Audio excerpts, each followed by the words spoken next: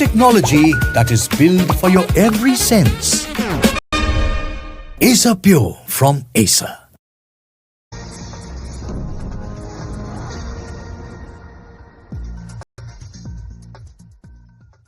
राहुल गांधी जी ने कहा कि हम सरकार में यदि आएंगे तो जो गवर्नमेंट कॉन्ट्रैक्ट्स है उसमें हम रिजर्वेशन देंगे ओबीसी को, ईबीसी को। आप याद करिए कर्नाटक में भी उन्हीं की सरकार है और वहां 4% का रिजर्वेशन गवर्नमेंट कॉन्ट्रैक्ट्स और टेंडर में केवल मुसलमानों को दिया गया।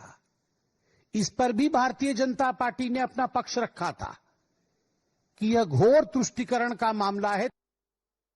So tushtikarana is something that the BJP is now alleging. However, the Congress party and its leader seems to be hailing the party vision and calling it as Nyay for the backward community, where the alliance is now bringing out this 10-point resolution, including a promise to increase quota in local bodies.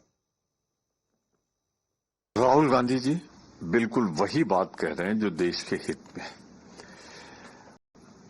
देख रहे हैं सब, पूंजीपतियों को हजारों एकड़ जमीन संवेदनशील क्षेत्रों में भी मुफ्त में दी जा रही। और अगर गरीब का घर, गरीब की खेत, गरीब के जमीन, साधारण आदमी की अगर एक आध इंच भी है तो बुलडोजर चलाया जा रहा है।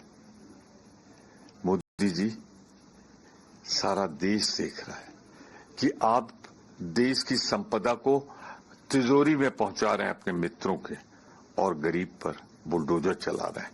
राहुल गांधी ने ये जो आवाज उठाई है, मैं उसका भरपूर समर्थन करता हूं। अत्यंत पिछड़ा और गरीबों के अधिकार के लिए जो विजन हमारे नेता राहुल गांधी की लाए, ये इससे बड़ा विजन तो देश ने दिया ही नहीं।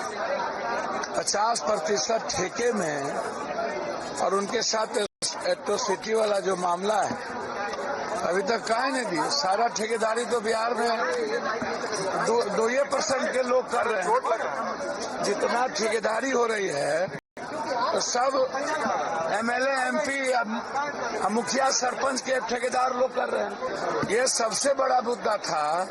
अत्यंत पिछड़ी जाति, एसटी, एससी, ईबीसी के जो लोग हैं उसको निजी ठेके में ये सबसे पहला काम करना चाहिए था और ये कांग्रेस ही कर सकती है। कांग्रेस के अलावा कोई और नहीं कर सकती। So at this Ati Pichhda Nyay Sankalp that was held in Patna, Rahul Gandhi asserted that all 10 points would be implemented if the India bloc comes to power in the state of Bihar. With that, we head into a short